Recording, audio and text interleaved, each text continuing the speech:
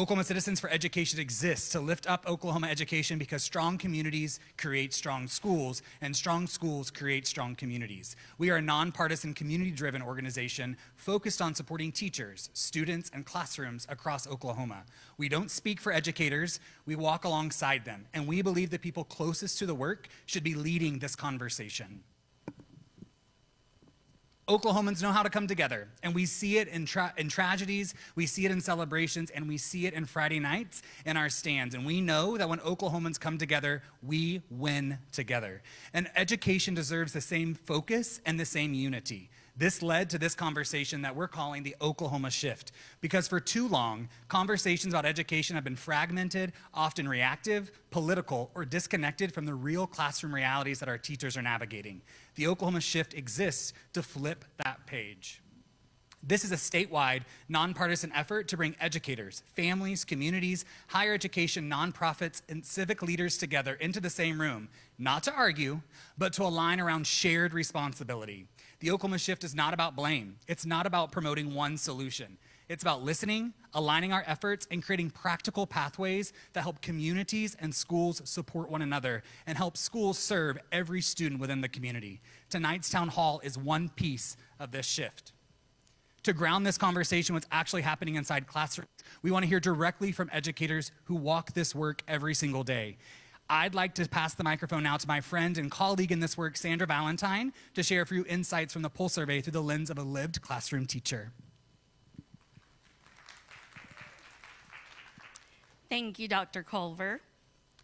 The Pulse survey was designed by teachers, for teachers, and school workers to honestly capture the health of classrooms across Oklahoma. What educators are telling us is consistent. Teachers are deeply committed to their students, to literacy, and to learning. At the same time, many are feeling the weight of increasing expectations, added responsibilities, and growing challenges without enough being removed from their plates. What this data reflects isn't frustration, it's care.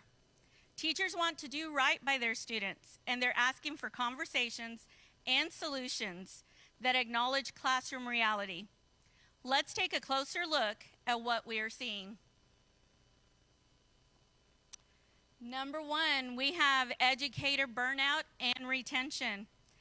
78% of Oklahoma educators who took the Pulse survey reported experiencing burnout or considered leaving the profession in the last 6 months.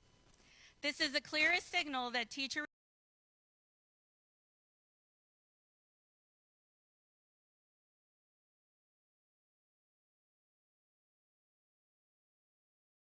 teachers do not feel heard.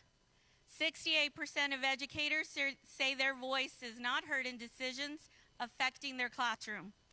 That means nearly 7 out of 10 teachers feel disconnected from decisions that directly impact their daily work.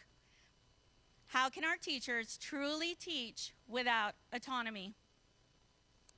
Number 3, classrooms are being held together by personal sacrifice. 98% of educators report personally spending their own money or resources to make sure students have what they need to learn. That's not generosity, that's a system depending on unsustainable individual sacrifice.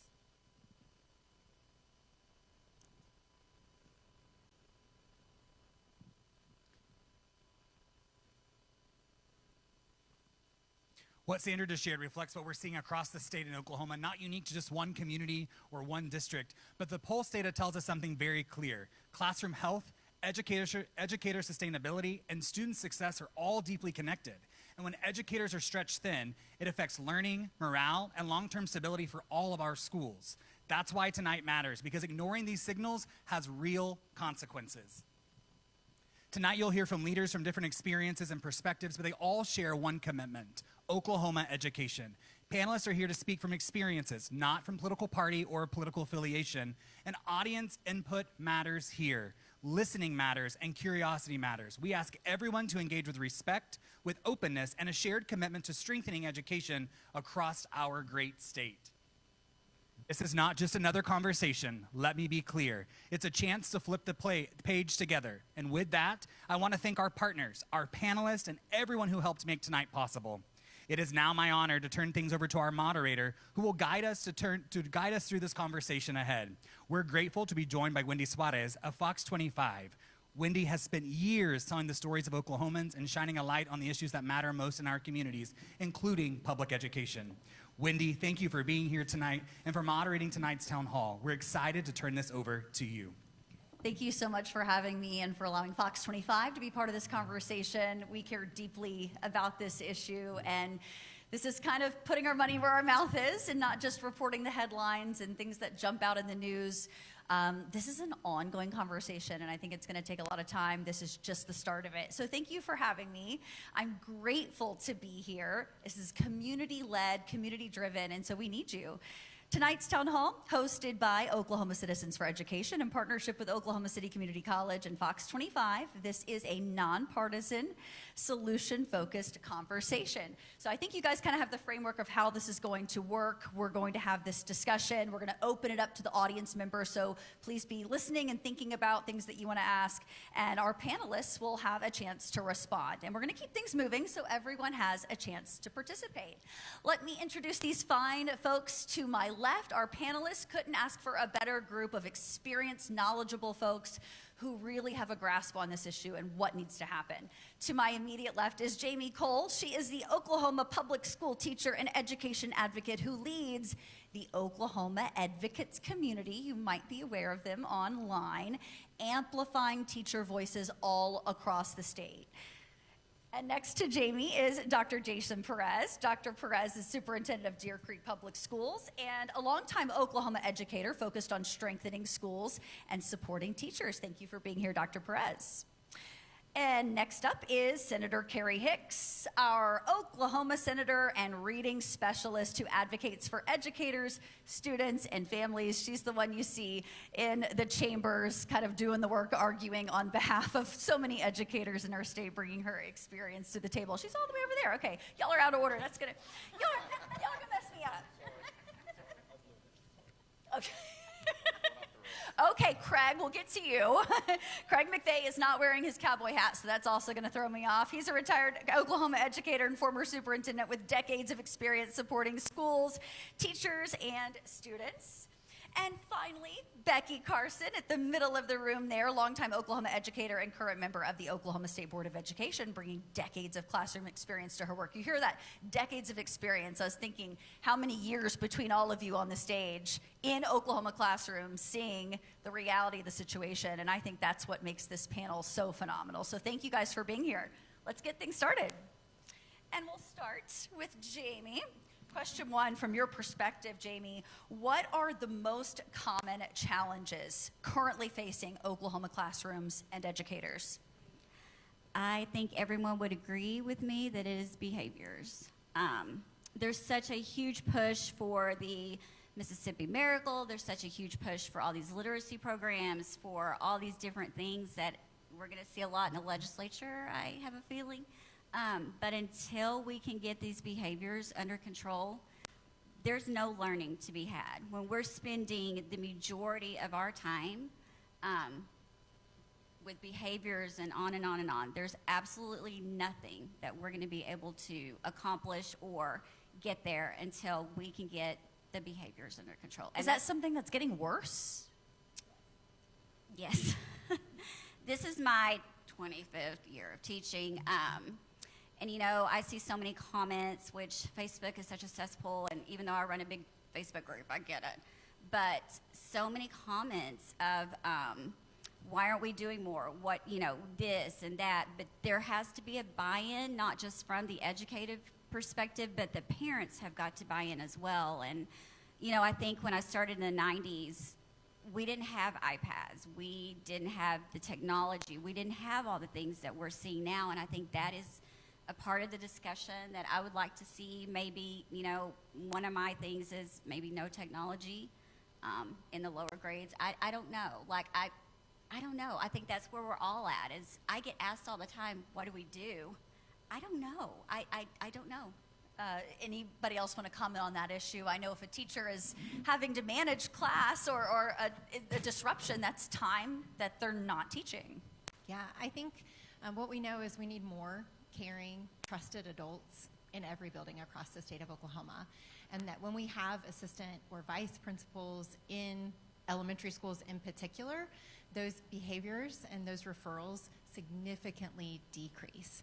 And so I know that a lot of folks want to say our administration and our administrative costs are overbloated. That's not true. If you look nationally, we're actually at the bottom in administrative costs per pupil, and we have a cap already in place that restricts school districts from administrative spending. And so I think we need to be honest about hearing from our educators about those significant challenges with behavior, and not only address it from a human capital perspective, but also realizing that our school counselors have very restricted schedules now that don't allow them to meet kids where they are. And if we are true about that commitment to education and improving literacy outcomes, then we know that kids can't learn until they feel safe. And so improving our school counselor corps and ensuring that we have enough caring adults in every single elementary school and on up is going to absolutely pay off in reducing the amount of disruptions and crisis that we're experiencing in our classrooms. I think you hit the talking point that we're going to hear anytime you talk about spending more money, the admin costs. We're paying superintendents too much. We have a superintendent on this stage. We have a former superintendent on this stage. How do you combat that? If it's not true, what do you say to someone out there who's going, you know what? I saw all these districts that are paying more than $100,000. That's where we can save money. So this came up at some point. I will say this was brought up at the time when we were, I believe a former state superintendent had mentioned something about we need to feed all the children and we can use, in Deer Creek we had $48.7 million just kind of hanging out. I didn't know that. That was amazing news to me. Really excited about that.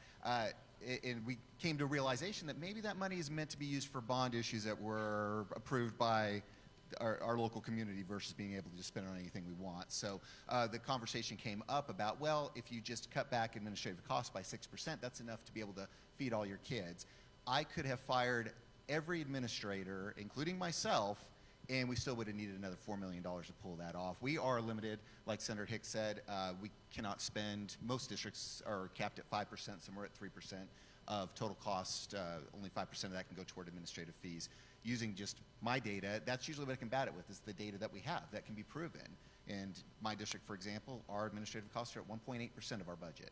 So we're well below that. I don't think there's a single district in Oklahoma that even comes close to the 5% cap. So it's just misinformation that has kind of taken hold as a talking point. Is that what you guys see? I think it's part of that, and I understand it, where there's always that frustration of, well, you know, look how much the boss or the CEO is making, and that's crazy. And I understand that, and that usually leads into that whole piece there. But I will tell you that pushing the superintendents aside and just looking at our building principals, that job has gotten significantly more difficult. I was a building principal for 11 years, and it's been 10 years since I've been a building principal, and I look at the work that my principals do every day, and I'm in awe at the fact they keep coming back. I mean, how much they care about these kids and their teachers and their parents really just shows a level of dedication that should be admired rather than questioned. And go into any rural district and you'll find a superintendent who's also a principal, who's also a bus driver, who's also doing maintenance. I mean, can you speak to kind of that role? They say, oh, these rural districts we can combine. You can't combine and make a kid go 90 miles to school. Right. So, Wendy, back to the first question and the behavior thing. 60 counties since October 15th that I have put my feet in and listened to teachers, parents, and students. And the number one thing that comes up every single time is out of control behavior. On to the superintendent thing. In rural Oklahoma, you have to wear a lot of hats. I'll just use Freedom as an example. I was there as superintendent, principal, bus driver. We had a student that lived 28 miles from school. You could literally see the lights of Coldwater, Kansas from his front porch. And I picked that student up every single day and took him home every single day as superintendent. That's what everyone does. The Oklahoma way is everyone does what is necessary. and that includes those superintendents that are doing multiple jobs. It's pretty easy when you say you're the principal and superintendent of a district that has 120 kids. But if that district is a district of 602 square miles of mostly ranch land, there's a lot of things that come into play on that. And so, yeah, we can clean that up. I think superintendents across the state would be interested in, tell us what you think is best, and we will comply with that. And that's what we do with the cap every single day, every single school district. That cap is there, and we watch that, and we don't want to go over that for that very reason. We don't want to be on the front page of the Daily Oklahoma. Right. Before we leave the topic of behavior, if it is the number one issue, what are we doing wrong? Is it the parents? Is it us? Okay, Becky, let's hear it. She grabbed the mic. Buckle up. I was going to discuss this as part of my question in a little bit, but I'll go ahead and talk about it now. It is the number one thing that my colleagues on the board and I are hearing about. We're hearing the stories. We're hearing the frustration. We're hearing that teachers are being blamed for the behavior. And so we have to, we as teachers know that it just takes one to shut down learning. And if we want to do better, and I actually said this at the board meeting on Thursday, if we want to get out of 50th in education, we can focus on literacy. We can focus on all those things, but unless we deal with behavior, we're not coming out of 50th. And so we have got to start looking at this as our reality and start doing some things on the ground level that is going to make a difference. These are behaviors that are beyond good classroom management. You're sitting amongst educators who do have wonderful classroom management skills. These are behaviors that are beyond that. And so Senator Hicks alluded to the need for counselors that are able to do that. I know there are districts, I think Deer Creek is one of them, tell me if I'm mistaken, where they are now have calm rooms, care rooms that they call them, within their districts where we're dealing with some of those behaviors. But that's something we're going to have to really look at as a state. Like Jamie said, I don't have the answer. I just know that it's a reality and it's something we've got to deal with. It may be something that we actually have to go to the extent of doing legislation about. And so that's... Is part of the discussion taking one child where you say it is that severe? Should they be in a classroom with 29 other kids who do want to be there? I think that's part of the issue. Just part of it. With public education, we don't have the luxury of saying, we're not going to take that kid. With all the emphasis now on parental choice and, all the money that's been sent over there, you are cutting funds from public schools. There are a lot of kids that absolutely need a one-on-one at a minimum. And that costs money. It all goes back to money. It all goes back to funding. And like you said, I would love to see legislation on something. Teachers are drowning. I don't think people realize the realities of what it is like to be a teacher in this year. And I can tell you 25 years ago, we didn't have the behaviors that we have now. And when I'm saying behaviors, I'm talking about chairs being thrown at us. We're being hit. We're being kicked. And this is nationwide. This isn't just an Oklahoma problem. I talk to teachers all over the United States. Our teachers are being physically assaulted is what you're telling me. We are being physically assaulted. And not just in the bad, quote, quote, districts. We're talking about all of them. Well, I think that the topic we're circling around here has to do with special education needs that exist right now. And those continue to increase. Part of the struggle we're running into, though, and feel free to disagree if I'm going on the wrong page here, is that we're not getting enough qualified people going into that area of education. We talk about a teacher shortage. You look in the special education realm, it is humongous. And there are a lot of supplemental services that go along with that. Speech pathologists, school psychologists, occupational therapists, all those folks. And so what we're seeing is our greatest at-risk population of students are now being served by the least trained educators, and that's a real problem. And it's something that it's much bigger than even like the state can look at. You know, when we receive funding, the state does, from the federal level to help, you know, kind of offset some of the costs of being able to educate students with special needs. However, for now, yes, the federal government would consider fully funded at 30% of the cost that it would take to educate a student with special needs, and the state would pick up the rest. In Oklahoma, we receive 11%. That's what we get. The state can't make up that difference, and so then that kind of gets pushed back over to the district to try to offset that. And we will have these situations. I have one student in particular I can think of in my district who is so severe, it costs us $150,000 a year to educate that one student. I can't ask my legislator to pick up the tab on that, but I also can't ask that kid to be in a regular ed classroom or even in a lot of my special education classrooms. Because it's not fair to the teachers, and it's not fair to the kids. This is a hard conversation. Yes, it's very when you're complex. talking about where that child should be, how much resources to allocate for maybe that one child, but it's something we've got to talk about because legally you have to provide that education. And I know I'm just basically like admiring the problem, and I think the solution really is that we do need to focus more in that area of special education. How are we preparing more teachers to go into that field? How are we incentivizing them to go into it? Right. Because right now, I wouldn't do it. It's a lot that they're taking on, and God bless them too. Joe wanted to weigh in. When I got in the principal's office, I was the 7th through 12th grade behavior specialist. Now we are going outside of that, and there are certified behavior specialists that are working with those children, both contractually and both on staff. That's an added expense behind the curtain, you know, $150,000 on one student. And then you figure in the cost of educating the children that need certified behavior specialists has grown immensely in my time in education. So is it something our legislature needs to be aware of when talking about funding? They're like, oh, well, look, you have, I've heard, though, you have record funding, or, you know, I've heard the talking points. Well, Senator Carrie Hicks knows. You don't have to tell her. So Senator Hicks, how do you combat that? By saying, oh, you just keep asking for more money, you just want to throw more money, and that's not working. How do you present this information in a way that makes sense to some of our lawmakers? I mean, I think you've heard it, right? And if you're asking the questions of the folks that you represent, you're hearing these stories very frequently. And so, I mean, my question to my colleagues when they're like, well, how much is enough? I said, go talk to your superintendent and ask.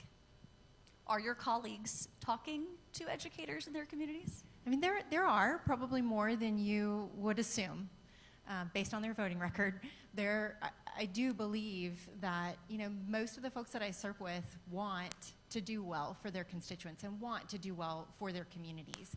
And I mean, these are not clear-cut answers. I mean, just by the variety that's on this panel tonight, you'll understand we probably, even though we all come out of, you know, the education environment, we probably all have very different personal feelings on different topics.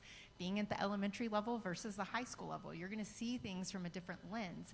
And so I think it's really incumbent upon us as lawmakers to wrestle with the difficulty and the complexity of these issues, understanding that obviously, you know, for special education certified individuals, there is a federal requirement of a 5% bump in pay. One of the things that I'm looking at this year is an additional 5% to hard to fill positions, which could bring that total for those instructors up to a 10% pay increase. Is it hard to fill special ed? Are counselors in that category? I mean, I would say the hard to fill positions are really, we're looking at geography. We're also looking at specialty.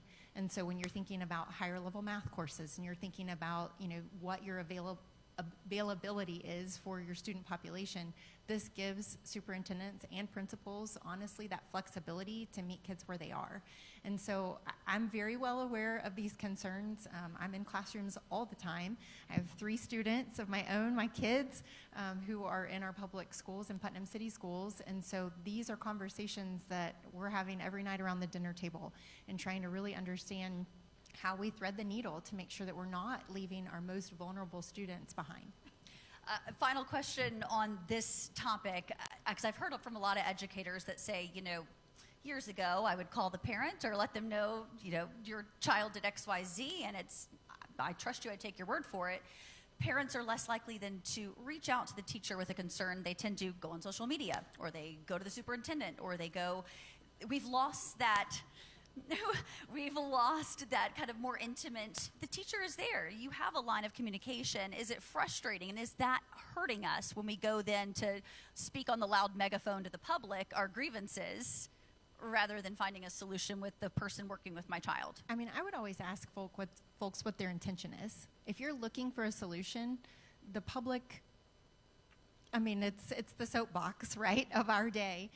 They're not going to bring you a solution to the challenge that you're facing. And so if your intention is to truly do better for your child in your public school, then it makes sense that you would bring that concern first to the classroom teacher, then to the building principal. If you feel like it's not getting resolved, I mean, there's a team of specialists in every single school site that I know to be very responsive.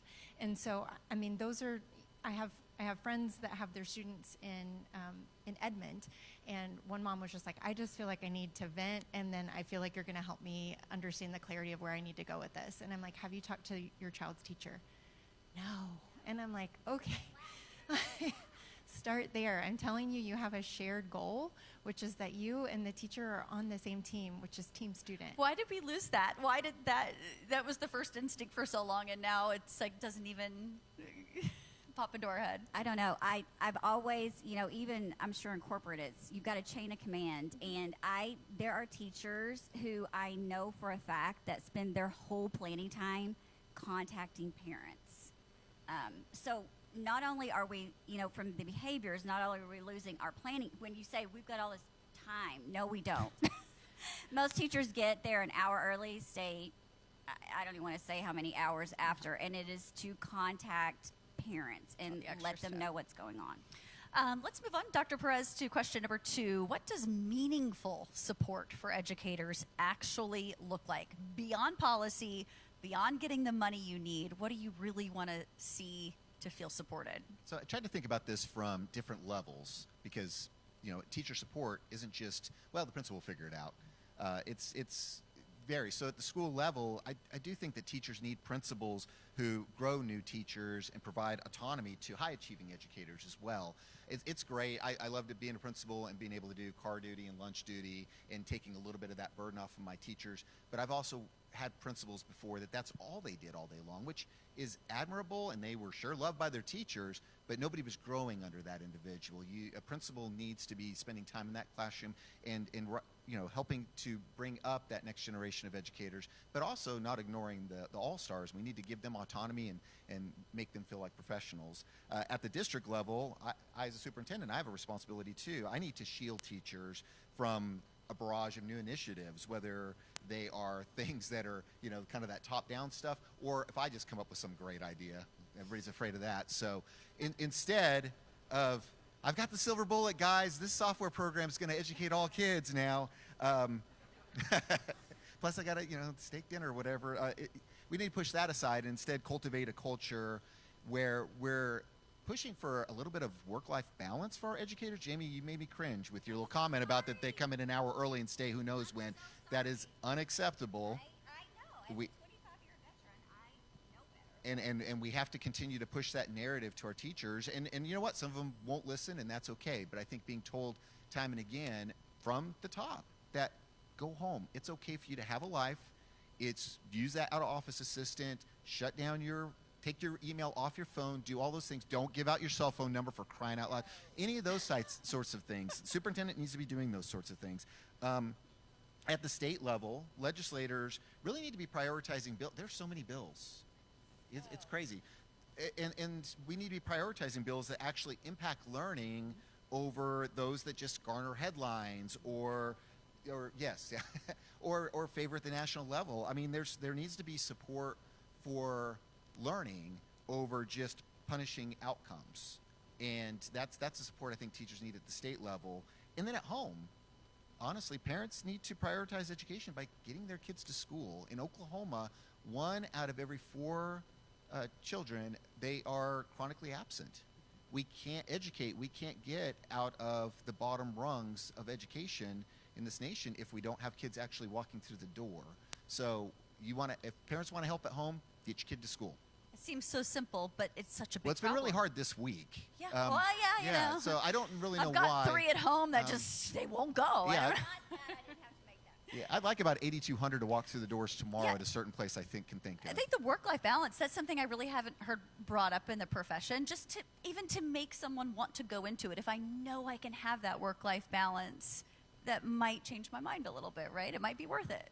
This generation of workers that are coming in, they have an expectation for that. They want to be able to have a life beyond their career, and I want them to. They should. All of us should. I want that for myself too. We have to push that narrative more. We have to have that expectation and not think that you're being lazy because you actually want to spend time with your spouse or your best friend or your dog or your television. Because you'll be a better teacher, right? If You all will those other recharge your needs battery are and you'll be met. better. You'll be good to go the next day. Becky, did you have something to weigh in on that? I was going to comment on the chronic absenteeism. I read this week a statistic that said that out of every 10 days missed from a student, it's like missing 6 months of school. That Just should be a because wake-up call to the parents. falling behind, Yes. the out of routine, the not feeling connected, all of those things. All of the above. That's staggering. And we have so many kids, especially, I know I'm an OKCPS mom in our rural district. I mean, in our urban districts, it's a huge problem. I mean, there's signs outside of my child's elementary school, please come to school, come to school. If everyone gets a pizza party, if everyone just comes to school today. And I thought, wow, but it must be that big of a deal. I was just going to go back to the work-life balance point. You know, when I was in my first couple of years in the classroom, I mean, I really watched the veteran teachers. I watched how they were able to kind of sequence their day. I'm like, how are they getting out of here on time? How are they getting everything done? We're using all, you know, we're basically aligned our lesson plans. We're doing all the same stuff. Why is it taking me so much longer? And I think veteran teachers who are highly qualified have it down to an art form of, you know, we're doing this and then we're doing this and then we're doing this and then I'm going home because we've got to, you know, get to the baseball game or, you know, I have to be present for my own family.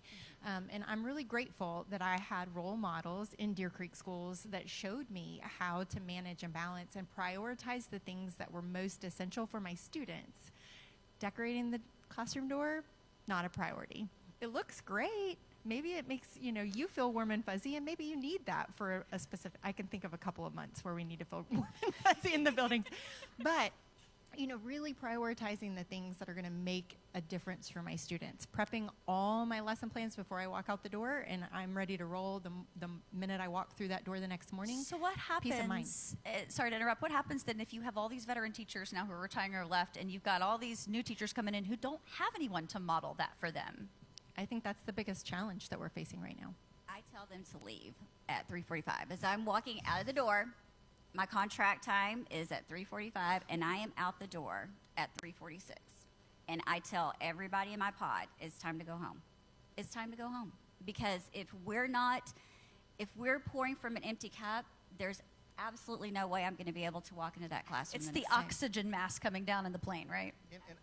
And I don't want teachers that are staying a little longer to feel guilty that they're doing that. And let me get this straight too, is that there are times where we have to work longer. We have an IEP meeting or a parent-teacher conference or this special event that happens. Those things are going to happen. It just shouldn't be the norm. It should be the exception to the rule. And you should be able to get your things wrapped up and, you know, find that rhythm that works for you. Is there something we're asking teachers to do that is taking up too much time that's not actually helping our kids? It's the little things, Wendy, that start piling up. I started thinking about this when I was a principal. You know, let's talk about testing season. And this is elementary. This is elementary life. How do we prep for testing season? Well, first of all, we start doing study guides 3 months in advance that the kids hate and the teachers hate grading. And then as we get closer to time, we're going to decorate our doors. Well, that takes 4 hours in an elementary school per teacher because for some reason, that'll raise test scores. And then we are going to record a video where we do a silly dance, and then we're going to do a pep assembly. We're going to have dress-ups all week. We just keep adding these little things onto our teachers because we think that it's going to produce this better outcome for kids. And what I found was that the school that I remember doing this the most, and we achieved really well. We did a great job. But it just kind of dawned on me, like, this really should not be our focal point. If we're just doing our job, the test scores will come. And so at that point was when I told my teachers, we're done. I hated dressing up anyway. But I said, we're done with all of this mandatory stuff. We're not going to do all these things. We're not going to try to find an OU football player to come and give us a speech and do all that. We're just going to just do our job through the day. And you know what it did? It just relieved the stress. And we did the testing and we did the thing. And that's what I'm still trying to push to this day. Because I think, and y'all probably already know this, but as a parent, my kids pick up on that stress. All of a sudden, they think it's a big deal, and I'm thinking, what happened since I was a kid to now? Everything has changed. For us, it was, here's how you fill in the bubble, do your best, eat breakfast, don't forget. And now my kids, they're gearing up. They're talking about it months in advance. They can feel the stress, and I have to wonder, you know, how much of a toll that's taking on you guys. As a former third grade teacher who is now seeing a big push for the third grade retention that Oklahoma once figured out. We'll be getting to that. Okay, never mind. We'll be getting to that. That's where it came from. I mean, I would also just say, I mean, when I taught fourth grade math and science, and obviously, you know, they weren't tested on science, that's a fifth grade level, but obviously we're pushing because it's all vocabulary. But, you know, that fourth grade math test and the fourth grade reading test, you know, I was absolutely appalled at the student response towards testing, because everything in the environment that we were learning in obviously was like, hey, we're gonna do a test review with pie in the face, and we're gonna do a test review with Jenga blocks, and I mean, it was like incorporating play-based, you know, practice lessons, because I was like, guys, you know all of this material, so now we're gonna review, and, you know, I mean, like, it was self-led. I'll just own up to that, superintendent. But we, you know, I was on a team of teachers. We were departmentalized, and so we had, you know, boot camp, which was really just fun. And so we would do all kinds of silly, you know, games and to try and relieve all of that anxiety, and also to know that you're going to be sitting for a lot of hours in the coming weeks, and so we're going to get up. I and hear we're gonna move kids and we're learn gonna play. really well by having to sit for a lot of hours too. I think I read that. So let's talk about, you mentioned the retention issue. That's a big one, and you guys already know literacy. It's like the buzzword of this session before it even starts. Carrie, yeah? It is. We do want to improve literacy. So often described foundation of education. We've heard, hey, if you can't read, then you can't do anything else in education. So where do you see the biggest opportunities or gaps when it comes to improving literacy in Oklahoma? We talked about the behavioral issues, so I'm sure that's up there. Anything else? And sure, Craig McVeigh. Wendy, a generation ago now, we had the #1 rated early childhood intervention program in the world. And if you think that that didn't have an effect on literacy, then it absolutely did. You know, we identified those kids early, sooner start, early intervention. They identified those kids early, and then they sent them to, you know, back in those days, PK was barely even thought of, and it was a half day. The funding became available to make PK full-time. And then, so you had those screeners out there, and we went completely away from that. This period of austerity that we've lived through now, where we took the funding away from those programs. At the same time, on the other end of the spectrum, we had the #1 rated career and vocational technical program in the world, and we got away from completely funding that as well. And even so, I say the world, because during those days, the French sent a delegation to Oklahoma, and they copied our vocational technical program. We were the Mississippi Miracle? Yes. We were in France, We gotta be like Oklahoma? They are still using our vocational technical That we high stopped. school collaboration that we taught them a generation ago. So that should give you a little bit of a clue about what's coming. I think you need to stop reading off our notes. Sorry, y'all. Same Sorry. thing Didn't mean to here. jump y'all. Same thing about pre-K. I mean, the early childhood piece, the earlier that we're working with these kids, we're giving them the starting blocks to be able to really sprint right out the gate there. And finding issues early on, finding exactly what the issue is, knowing what sort of plan and work, because what I've learned in looking at this issue is you can't repeat a grade and do the exact same thing and expect results. It's about that plan in that year, and how do you do that? You do that with intervention, you do that with reading specialists. So is that part of the discussion when we talk about tackling literacy? Yeah. And I mean, to go back to your original question, I mean, there's nothing but opportunity at this point in time. I think the more critical question is, are we willing to invest to make it successful? And not just 1 year. It Correct. sounds, back to your pre-K example. Yeah. So It's gonna have today, to be continuous. the Democrats, so the Senate and House Democrats laid out Oklahoma's commitment, which is an 8-year plan for public schools.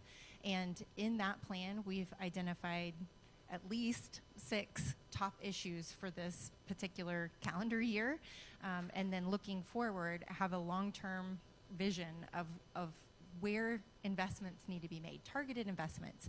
So obviously the workforce is a massive issue for our entire state. Looking at that teacher pay raise, making sure that we are prioritizing those hard to fill positions. Outside of that, it's professional development. And so I've gone through the science of reading training. I have my credential, and making sure that those funds are available at no cost to the participants and at no cost to the districts, to make sure that all pre-K through 3rd grade teachers prioritized first to be able to go through that science of reading, letters training, the professional development piece. It's not curriculum. So let me underscore that, because I think when people hear science of reading, they assume it's a textbook, they assume it's curriculum. It's not. It will absolutely change the way we teach students how to read, but it is not curriculum. How many of our K through 3 teachers right now are trained in the science of reading? Anybody up here know? We don't have the data reporting piece yet, but that is a part of our package, is to truly be able to track. One of the things that I worked with Senator Adam Pugh on was on creating the credentialing badge for the teacher dashboard, because we're not currently tracking. And so when we had grant funds from the federal government to do the letters training, they didn't have the tracking piece in place. And so my question consistently to the department was, how many folks have been trained? Where are they? You know, is it working? Are we seeing outcomes? And it was like, we've trained X amount of people. And I'm like, great. Are they teaching? Like, how do we know if, anyways, so we're working on really kind of tightening up that piece, because we know that the public dollars deserve public transparency, and there's a public accountability here, which means we need to be able to definitively say, you know, 90% of the teachers in our early childhood classrooms have been trained in the science of reading, and look at the improvement that that's made for our And students. Becky, I would assume our Board of Education wants that data as well. Is that something you're pushing for? You know, I ask for data all the time, and I will tell you, in the past month, We want to hear you. yes, it is something that we ask for repeatedly. It is getting better. It is more, I will tell you, it's more transparent.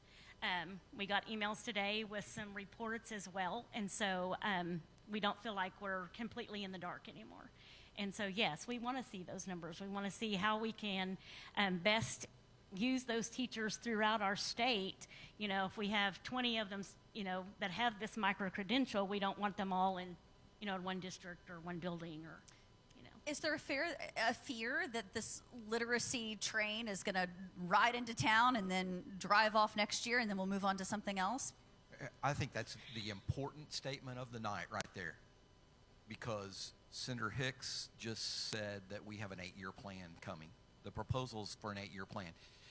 I'm old enough to remember in the mid-teens, back in maybe 2014, there was a proposal from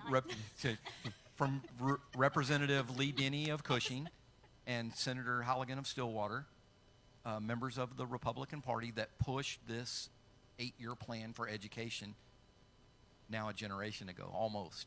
At the same time that Mississippi was starting, we had the ability to start. And that plan failed because it added a bunch of unfunded mandates that didn't go along with literacy.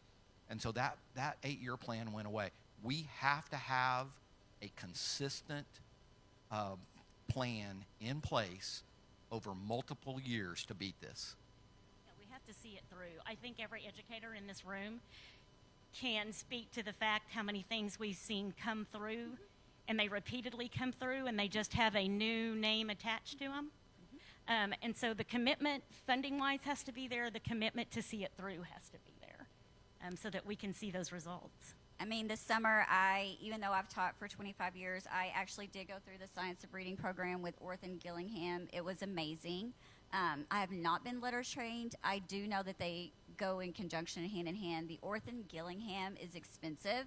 I have talked to gubernatorial candidates. I've talked to other legislators about the importance of, when we're talking about professional development, that it has to be meaning professional development. There is a funding issue there with that. I know that we had to sign up early to be able to attend this training, and even in, I'm a former special education teacher. Even in my training, I learned so much. Now I feel qualified. I can go, hire me. If you need me to go to around schools, that's perfect.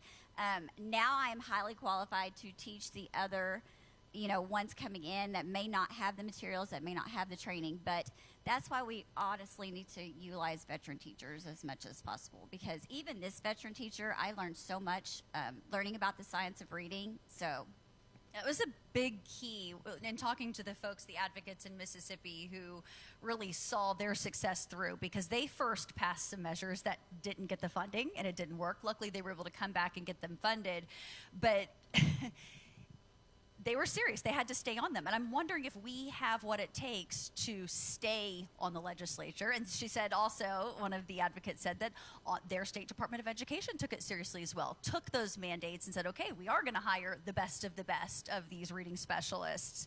So it's a whole piece. And how can you, let's say you pass your 8-year plan, is anyone signing their name in blood? Yeah, we're going to do this for 8 years. Or, are we going to forget about it?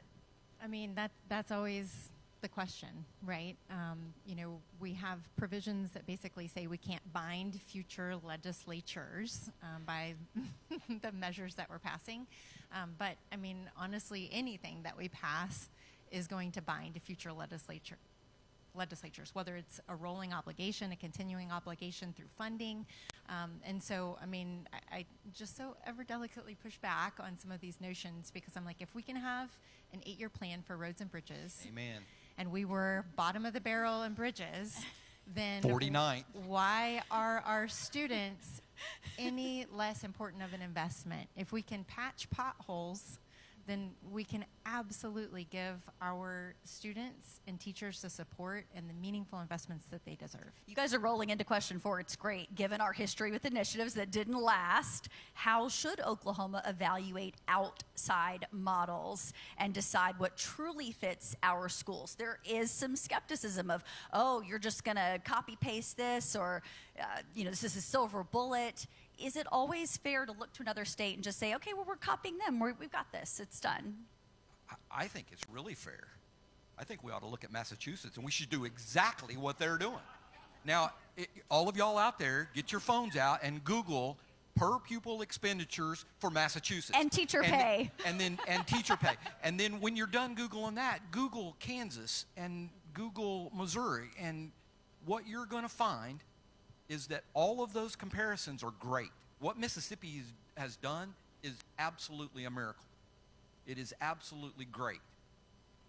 The per pupil expenditure that we are $1.2 billion behind It's the worse. Regional average, not Massachusetts. No, I'm talking about the regional average. I have new numbers. Okay. Are you ready? You're Thank hearing you, it Senator. here Thank first. you, This is Senator. breaking news. Give us the new Give us the numbers new here. data. So according to the Oklahoma State School Boards Association, they always put out education facts, and these are estimates, so the actual number might be a little bit higher, but the rough estimate is that we are $3,000 per student behind the average, just the regional average. We're not talking about Massachusetts. We're not talking about anyone outside of our region. $3,000 per student, and if you estimate, which we've seen, we're at about 700,000 public school students. That's $2.1 billion behind the regional investment. We're not comparing Massachusetts. This is our neighbors. This is, wow. And so we Wendy, love to talk about rankings, and I want to talk about that later. But Yeah, but I will say, if you want to talk about rankings for per pupil expenditure, 49th. That's where we sit at. And so I know that there is rhetoric that's out there that sometimes it's spread like, oh, we're wasting money in education in Oklahoma. You get what you pay for. And, you know, we want to be able to raise things up. I have no problem with what Mississippi's done. I don't mind looking at their model. I don't mind the Oklahoma Competes initiative that the state chamber has. We have to fund all of these pieces in order to provide the supports to our students and to our teachers to be able to make these things happen. And then it's that long-term leadership commitment to not mess with it once we get it going. Is it going to take the public holding our leaders accountable, saying, no, no, no, no, no, we knew it was going to take 8 years. You got to keep going, keep going, keep going. I think in Mississippi, what the miracle is that they came up with a plan, and they invested in that plan, and then they implemented that plan, and then they showed fidelity to that plan. Our plan that we had in 2014, if it would have been in place and we would have done what Mississippi did, we would be talking about the Oklahoma miracle right now. I'm fully convinced of that. It's going to take commitment. And let's go back to roads and bridges. At the same time that we became 50th this summer, roads and bridges became 4th. And when they asked, what did it take to move us from 49th in 2005 in roads and bridges to 4th this summer, Kim Gatz said it took billions of dollars. If we can commit to roads and bridges, we can find the commitment to kids. Yeah, And just for another quick little math lesson, because what I hear, is we don't have $2.1 billion. It just can't be found. That is a political decision. That is a policy decision.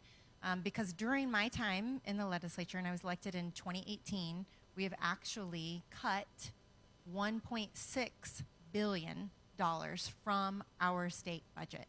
So, again, it is a policy decision, and it's about priorities, and it's about keeping our commitments to our children and our families. How much is in that rainy day fund since you're up here?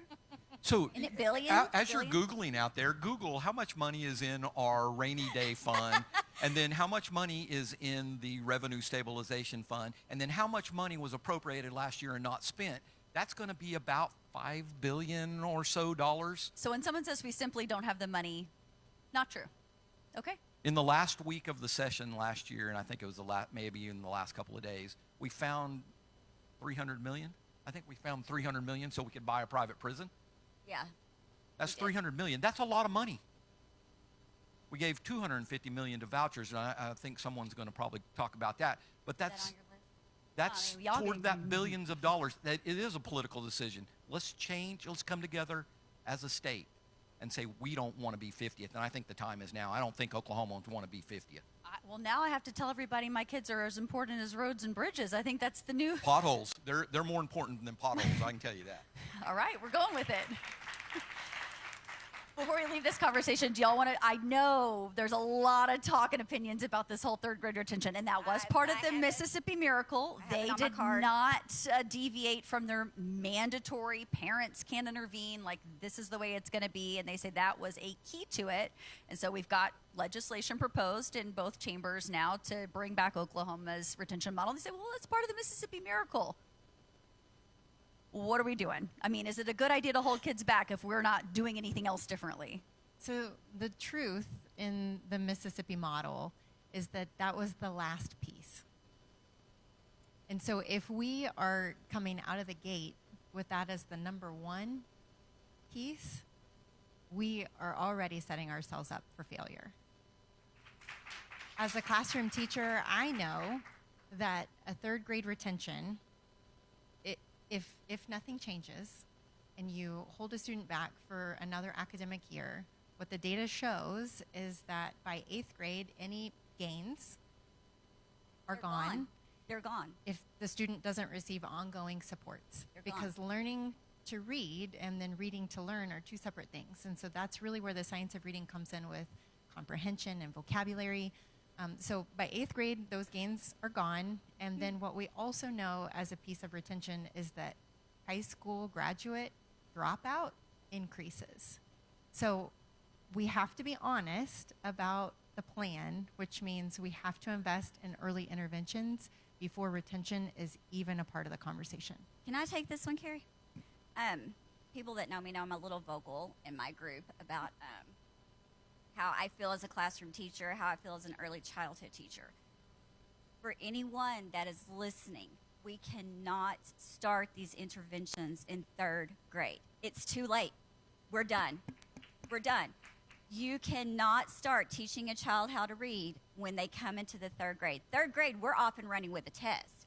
We don't have, we're not, when I was teaching 3rd grade, we're not looking back. Like, I don't have time. I've got to teach you about this test.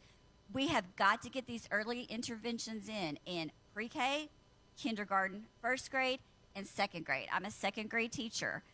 Like I said, I went through the science of reading this summer to be a better teacher, to be able to get those kids when they're ready to go into 3rd grade. I want them ready to be able to hit the ground running. We cannot look at 3rd grade retention. When I was teaching 3rd grade, my smartest student, I will never forget, this sweet little precious blonde, probably one of the smartest kids I've ever had. Her mom called me that morning and she said, "I can't bring her in today. She is thrown up all the way from our house." She said, "I've had to pull the car over 4 times. And I thought, what are we doing to this 8-year-old? What I had a boy one time, never forget, banged his head so hard on the desk, and I'm sitting right beside him while he's taking this 3rd grade test. He's so scared of being retained. He banged his head so many times on that table, I had to call into my principal because he opened a wound. We can't do this. We can't do this again. We cannot put the pressure on 3rd graders to be able to say, we're going to judge you off of this one test, which is, we know better. We know the science of reading tells us we've got to get these kids in early childhood. I don't know if we're going to talk about the 20,000 teachers that we have working an untraditional path, I guess. It's so important that we have teachers who know what they're doing in these early foundations, in these early grades. Get these kids with these foundations. So you're telling me a warm body in a 2nd grade classroom is not enough? It's not going to help you. Weird. Okay. It's not. It's good enough for is 50th. not. It's groundbreaking. It's good enough for 50th. We're happy with that. And my husband is an alternative certified teacher. He's an amazing teacher.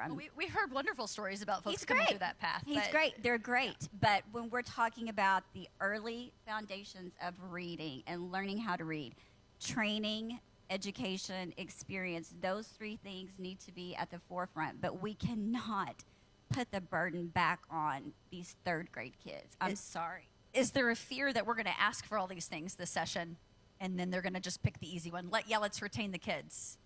Because the warning I've gotten is that could harm children. Yeah, that's my fear. Truly. And, when the state chamber announced their kind of initiative a couple of months ago, I was mad for about 24 hours, and then I got over myself and I got curious. So I was like, all right, let's learn everything there is to know about this model, because I should just be thankful, truly, that now everyone wants to talk about literacy, and I'm a reading interventionist, and I'm ready to have that conversation. And so, by learning that process and understanding, this is not the way they did it. And so if we actually are sincere, and I'm going to put a little weight and emphasis on that word, but if we are sincere in improving children's opportunities and providing a great education for everyone, this retention law before intervention is not the way to go. Carrie, you know what they need to do? Ask a teacher. Wow. Ask me. Wendy, when we passed the Reading Sufficiency Act that had that 3rd grade retention piece in it a few years ago, I was approached while I was superintendent at El Reno, where the federal penitentiary is. And I was approached by the warden, who told me at lunch one day, can we talk about this automatic retention program? This was in that time period. And he told me that all the federal penitentiary inmates, the retention rate is 70%. Is that really what we want our children to be attached to is this this pathway to prison. So let's screen them early. Let's find out early. And you know, we also had T1 programs back in the day. You know, and I think there's a movement now to maybe take a look at that again. You mentioned multiple people coming forward with various plans. How do you navigate that? We've got some big money behind some of these plans, these folks coming in from out of state, and teachers say they're not feeling heard. How do we navigate that when someone comes in and says, pass this, here's the bill, you know, they'll write them for you. I know you know. So what are we doing? I mean, why aren't we taking these proposals and writing them in legislation? Why are we letting someone hand us things? Well, I don't work that way. But, you know, I mean, you know, the plug and play kind of legislation that, you know, specific interest groups are pushing, that's not my mode of operation. And I think that if we're sincere about righting the ship and giving our kids a brighter future, then it has to be from the bottom up. It cannot be from the top down.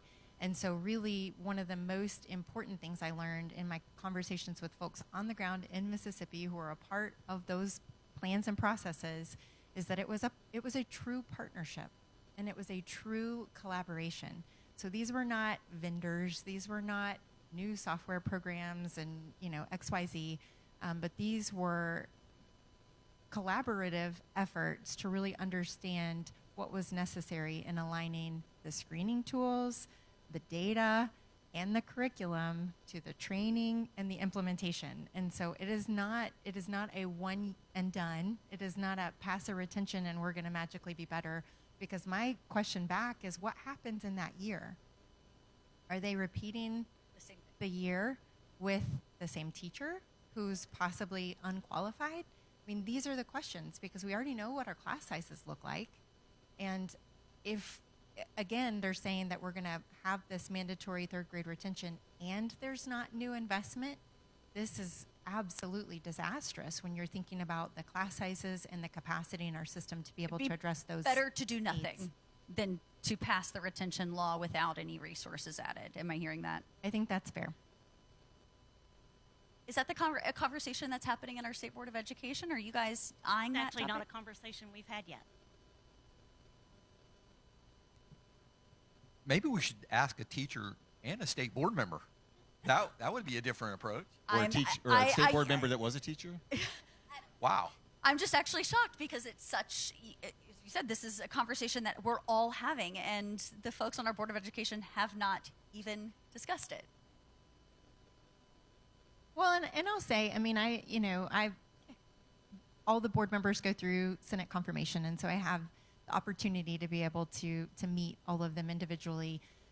And, you know, I have had individual one-on-one conversations with many of our State Board of Education members who are, you know, hey, I heard you on something and I need to know about that, you know. And so developing those relationships and building that trust, I think, is incredibly important. One of the other models that I've learned about and I also believe would be revolutionary for Oklahoma is our Department of Defense schools. Or the Department of War schools. Our DoD has a long-term strategic plan for all of the schools that they operate, and it is so good. It is so good, and it is a massive success story for American education. We've lost some of our local teachers. I know I lost one of my kids' counselors to a DoD school in Germany because you're seeing this is the reality. We're losing folks even to those kinds of schools because there's a plan there. And I think the most compelling argument that I've found as a bridge builder through these conversations is a military readiness conversation about the fact that if we don't have literacy rates at a rate which will help support our economy and support our workforce, it is also a military readiness issue if we don't have individuals who can then work in these incredibly critical jobs to make sure that we are able to thrive and flourish. And so the DoD model, you know, I've got slides if anyone wants to see their data. Come to Carrie's TED Talk. It is incredibly compelling, and they have the results to show what worked and why, and it was a long-term commitment to sustainable funding. I'm hearing a theme. We're also hearing some great questions from our audience members. I'm told some of you guys have something you'd like to ask, and I think we're going to use some of our volunteers to ask those questions for us. Yes, hello, I'm Taylor Bishop. I'm the current Miss Collinsville with the Miss Oklahoma organization.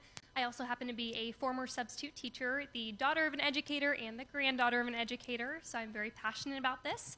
And I'm joined by 2 more volunteers over here in the audience. We have Reese Launchball, the current Miss Green Country's teen, as well as Holly Caliban, the current Miss Grand Lakes teen. So we want to thank them for volunteering as well. But I'll get started with your first audience question. Patricia from the audience wants to know, how can we improve teacher efficiency in Oklahoma schools? I can jump in on that one first. You improve efficiency by basically trying to clear the pathway for them. So many times in our districts, we run a mile wide, but about an inch deep, because we have 1,000 different initiatives. Because again, here's the latest silver bullet, here's another one. We've got 52 different types of reading interventions that we're using in a district, and it gets confusing for teachers to keep up with these things, but we keep piling more and more of those on. What if instead of looking for the shiny thing, that innovative thing that makes the district look really, really great on social media, we just got really, really good at the things that have the biggest impact on students, and really just focused in on that, simplified this process a little bit more for teachers so that they knew what their pathway was, and everybody could just be swimming in the same direction. Let teachers do their jobs without interference. I can't imagine that. I think that there needs to, sometimes teachers will say, well, just let me do my job, and there's a misunderstanding there that teachers are not afraid of accountability either. Right. They will respect accountability. They will respect having standards. It's not just well, go teach dinosaur units all the sort of thing. Our newer teachers, they need a more prescriptive curriculum until they get that process down. Our veteran teachers need more autonomy. But what they don't need are more initiatives. Correct. If we could back off on those things, we can go a lot farther, in my opinion. What if we had I'm getting a note that the question was actually, it had a typo in it, and they wanted to know more about teacher efficacy, not efficiency. Well, but still a great question. So efficacy, okay. Yes. Anybody want to weigh in on that? I have no idea what that means. But let me, so if teacher efficacy and teacher effectiveness could be managed in this way, I think we would build our teacher corps. If we had a system that valued a pre-test and a post-test from our bank of test questions that Oklahoma State Department of Education already owns, and we weren't paying gazillions of dollars for testing, and we did that in-house, and we let those teachers prove their efficacy in that manner, I think we would see that teachers need to teach. They need to have the power to do that, and that they're not spending 3 months or 4 months or 9 months teaching the test. Let's let our experienced teachers teach our inexperienced teachers how this goes, and let's let them teach. But again, I'm the dinosaur here. That's the way I was taught. I went through a student teaching program. I was put in the classroom, and about 5 years later, I thought, wow, I think I might have this down. and there was no such thing as testing back there. One day, one ITBS per year, and that was it. Now we have to have tests not to prove that our kids can learn, but that our schools might not be doing the job they're supposed to be doing. You mentioned something, the big money behind a lot of those testings. So follow the money, too. I don't know how much, Senator, how much we spend on testing, but It's millions. does anyone know? Sandra, do you know? 40 million. We're spending $40 million. We could publish our own tests. We could. Right down there at the University of Oklahoma. That's what Kansas does at the University of Kansas Press. But we're not. We're spending $40 million with the educational industrial complex. That's the problem. They're very powerful. Are you Paula? Are you the one that asked the question? Patricia, I'm sorry, I misunderstood. Well, I'll just say that the most effective professional development that I received when I was in the classroom is observational rounds. And so watching highly skilled educators teach, there's nothing more beautiful to me than that. And so going in really to, I was working on my master's in early childhood, and so, I would seek out those classrooms to see a variety of styles of teaching.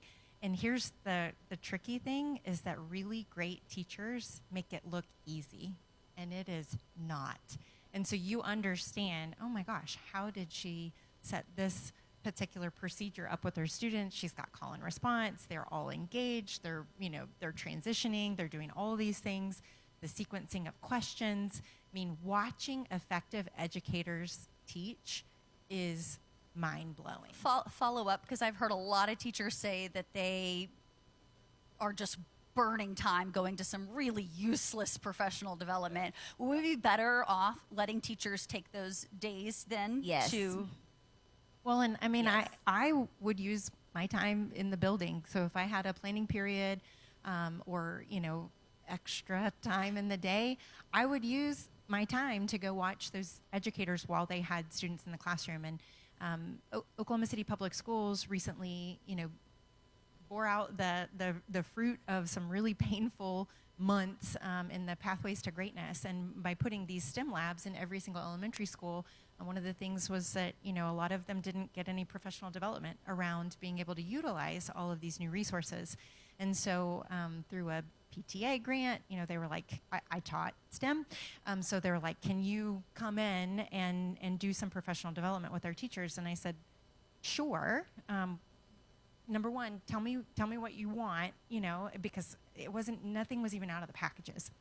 So they paid me to go in and set the entire classroom up. And I said, the most effective way for these teachers to really understand how amazing a STEM education is by letting me teach their students. And they were like, no, you can come to the staff meeting. And I was like, no, I'm just bring in like 3 classes at a time and it'll be fine. And we're going to do, we're going to do snap circuits, and we're going to make light bulbs light up and electricity with Play-Doh, and we're going to do all these things because sometimes you really need to see it with students to understand the impact of the sequencing and scope of the questions, because the natural inclination is to want to help, and there's nothing wrong with wanting to help your students, but that play-based discovery, especially in an elementary setting, is so critical for them to be able to make the connections on their own. And then you can go in and explain, like, I noticed some of you guys tried these other things. What happened when you did that? They're going to tell you, okay, but then I saw you go back and you redid it. Tell me how you knew how to redo that. And they're just like thrilled to share what they discovered through that play-based discovery. And so again, I think the most effective professional development is seeing a highly trained educator with kids do what they do best. So I have this one little small story here. I spent 7 years in the basement teaching in a rural public school next door to the most incredible, effective teacher I ever knew. 7 years, and he was a Spanish teacher. I'm a social studies teacher. He's a Spanish teacher.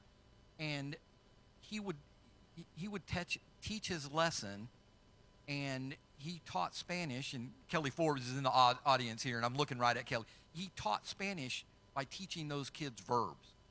So after the first few days of hearing levántese, siéntese, óbrese lubra, I began learning from him. And so you talk about effective teaching, it was next door to me. And so I went to him and I said, hey, I want to teach social studies through the verbs. And he was like, no. You don't have enough training to pull that off. And I didn't. So I think that just seeing those great teachers model for other teachers, it rubbed off on me, and I'm certain that it rubs off on a lot of them. The State Department did a survey just recently, you're aware, of parents and educators. And there were 3 areas in which parents and educators could agree that were concerns for them. And one of those was teacher quality and teacher effectiveness. And so we all know that teacher quality and teacher effectiveness is the most important factor that affects learning in the classroom. And so it is something that we cannot undervalue. We have to value experience, we have to value training, we have to prioritize that training and support, not only to be able to retain teachers, but also to recruit new teachers. I know you've got another audience question, but I have to ask you guys, because we're talking about, you know, the before the test, after the test. Merit pay is also going to be a discussion this legislative session. I know it's very controversial, just because we can't compare apples to apples. It sets up a whole lot of things. But is that one way to motivate and get more teachers into the classroom? Say, hey, you do a good job, you're going to make extra money. No. And it's not fair to compare a first-year teacher to me as a 25-year teacher. And Or a special ed teacher or a and a regular. special ed teacher to a music teacher, or an art teacher to a media, or no. Are you hearing your colleagues in the legislature wanting? I know some of them do. Here, let me reframe this, okay? Because this is my job. If we are basing merit pay based on student outcomes, that has so many systemic issues baked into it. So let me then propose that we should be paying our teachers based on their preparation. Because if we want to address the issues of efficacy, and we want to address the issues of preparedness and making sure that we have the best teachers with our students, then let's incentivize through pay the things that we know will best prepare them to be the best in the classroom. Are there any states? Yeah, that's great. Yeah. Are there any states anywhere that are successful with that merit pay? Does anyone know?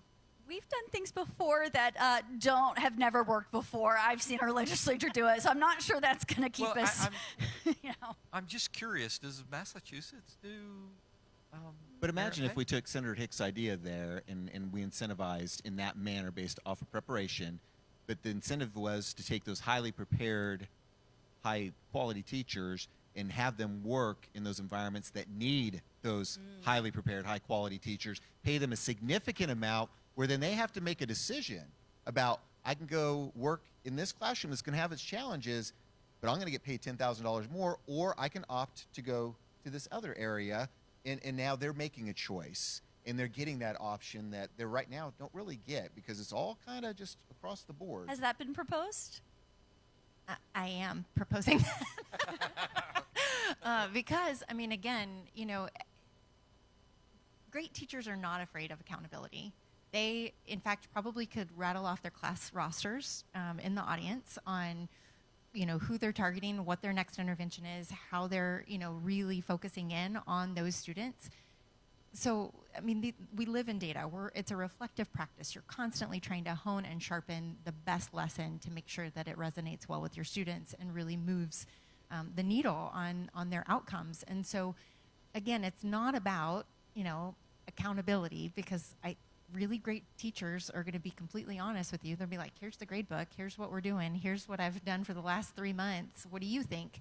Right? So, again, I just think that the question in and of itself is flawed, because the merit-based system attached to a student outcome has too many flawed systems to really be reflective. And I mean, again, I've also said this, you know, if we're going to move to that, then give me a growth model, because it's not fair to say this student had XYZ teacher last year and now they're in your classroom and we know that they're 3 grade levels behind and they don't pass, and that's on you. I mean, give me a growth model, give me a pre and post assessment, and I can show you what I've done during that school calendar year, because that really is reflective of the learning that's happened in that academic year with the teacher that's at the front of the classroom. Another question to get to, so hopefully we can move things along a little bit.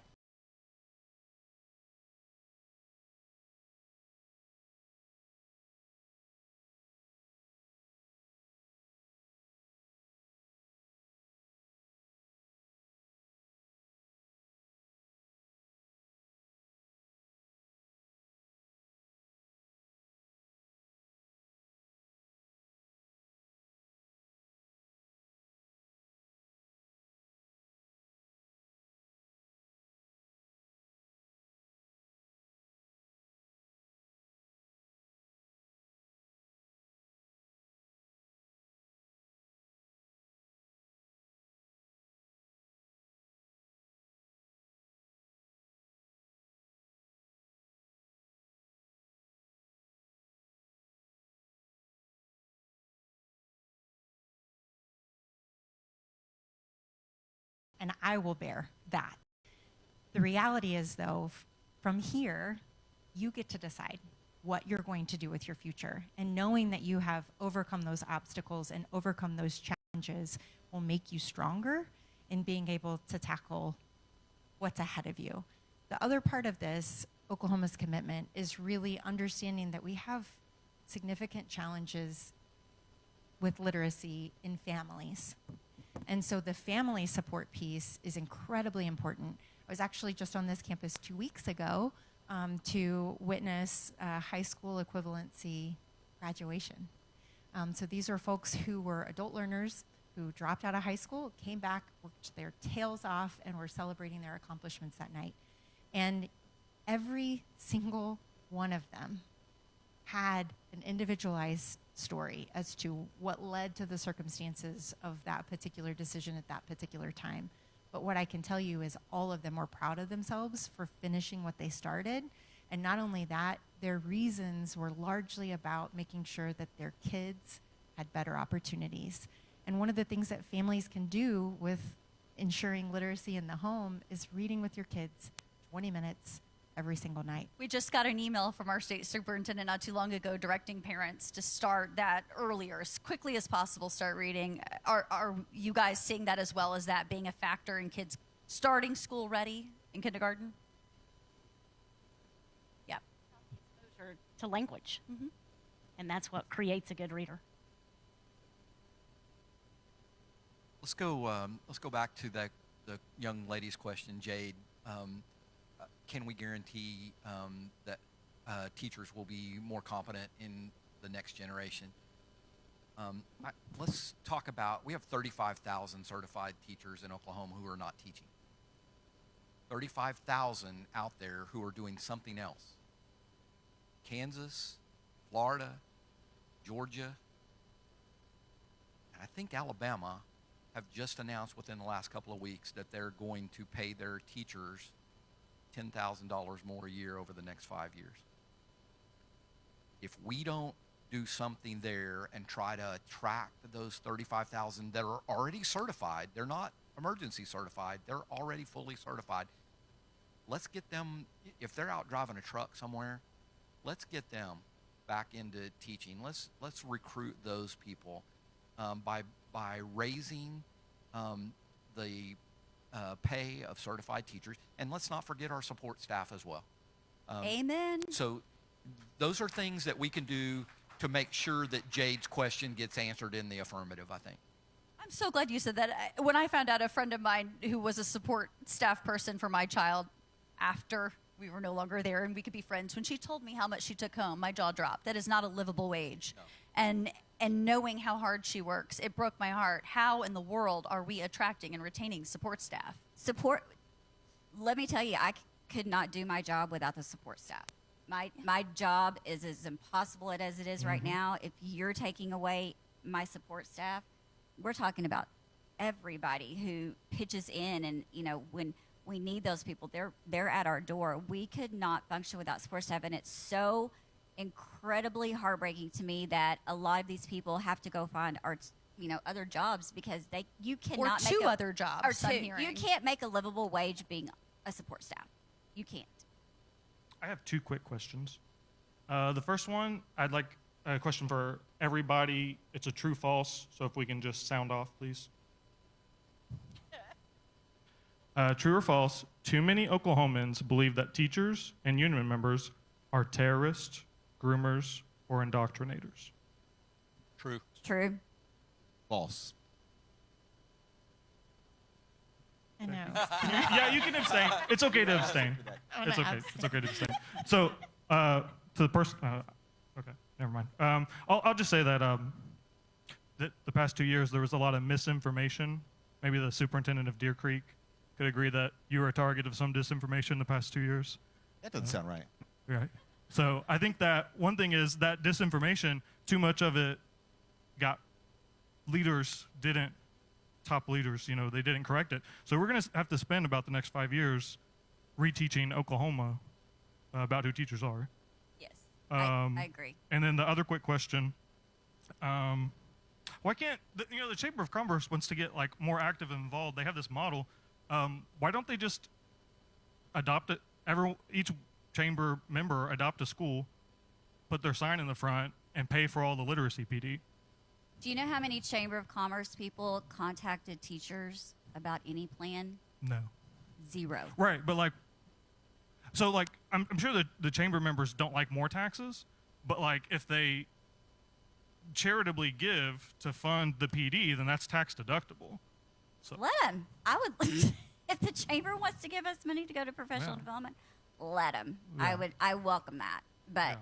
they're not asking teachers. They didn't ask about any input from right.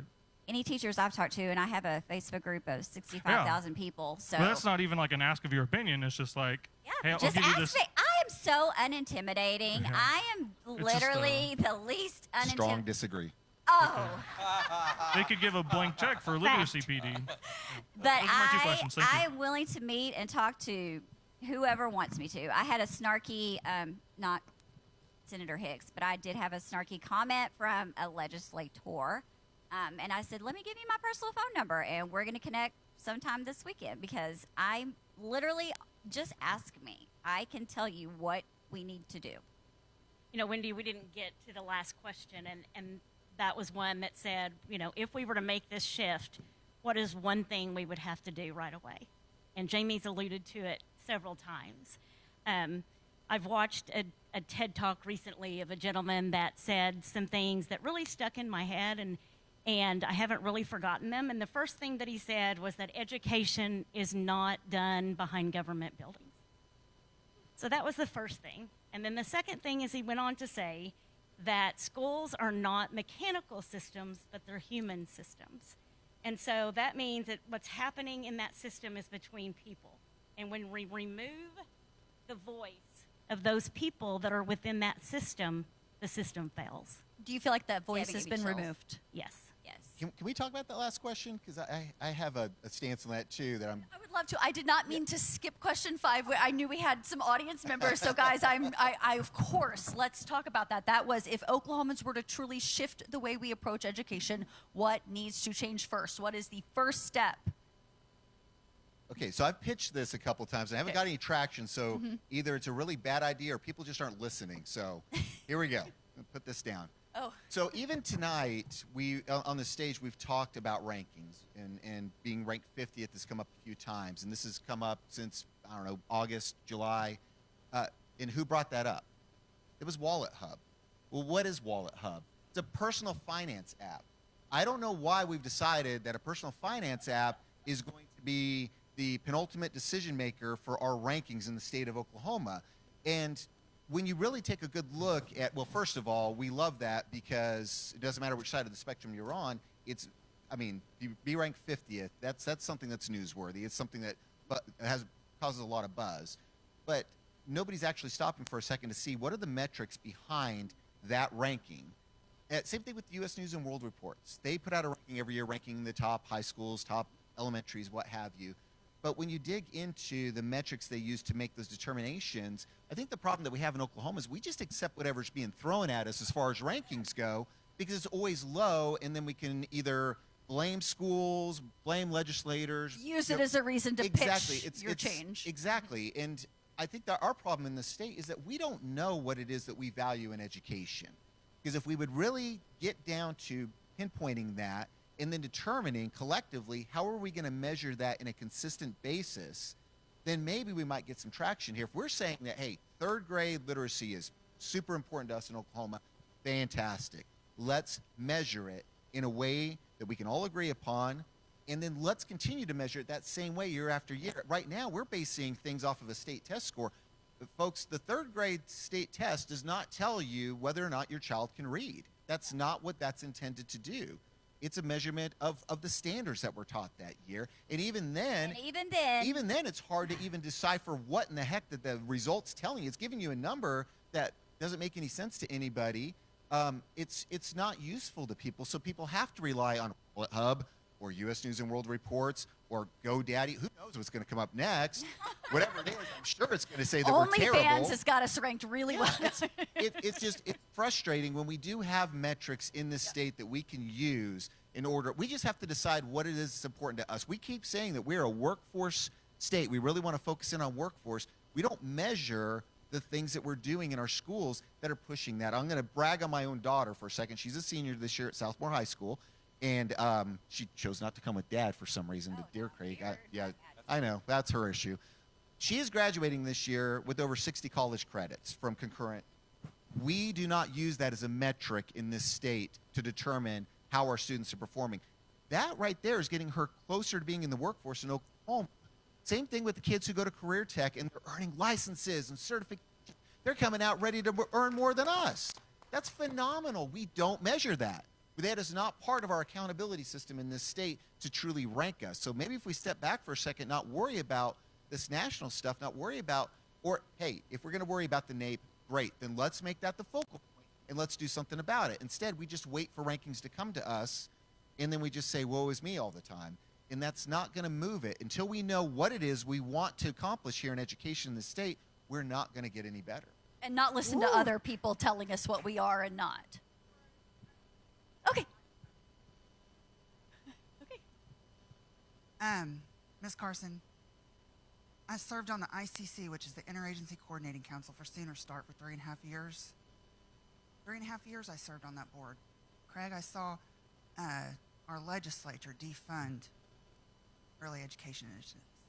My son Max, he was born with severe disabilities, and he went through early Head Start and Head Start programs, and it was pulling tooth and nails to get him somewhere. Because we had a legislator serving on that board that had no business being on that board. And why is it that the entire education caucus, are teachers not educated on children's civil rights anymore? You know who I am, don't you? I do. It has the state of Oklahoma in a big mess. And I saw it from 2019 to 2022, intentional dismantling of our public education. It was intentional. We cannot be willfully indifferent. Our state has been willfully indifferent to intentional dismantling of our public education system. And it affects our students, it affects our teachers, it affects our home. I agree with you. We have got to be loud and hold our lawmakers accountable. Senator Hicks, you are named in a charge for being willfully indifferent to intentional civil rights violations. When did you report that? Okay. We need to talk about that. No, you're not going to cut me off, Sandra. It is already time for us to finish. We are way past the time. Thank you all for coming. Yes. We appreciate you. We want to give a round of applause to this panel right here, and Wendy Suarez for hosting. Please give a round of applause to Sandra Valentine for the incredible data she presented on the Pulse survey and her coordination of this event tonight. Round of applause for Sandra. I want to add one more thing. There are 7 of us that are on the stage right now that are educators, and it is over 200 years of experience that we have on the stage. Yes. Not the math. So Not the math. Isn't that amazing? You guys, wasn't this an amazing conversation? I hope you guys had fun. And we do have 2 more that are in the works, one for Tulsa and one for Weatherford. So if you have friends in that area, I know I got friends in the audience in Tulsa area, please let them know that this was a wonderful experience. We'll have different panelists. They'll bring their voice and their experience to the education town hall. And this was an amazing, let's give it up for this panel. Just one final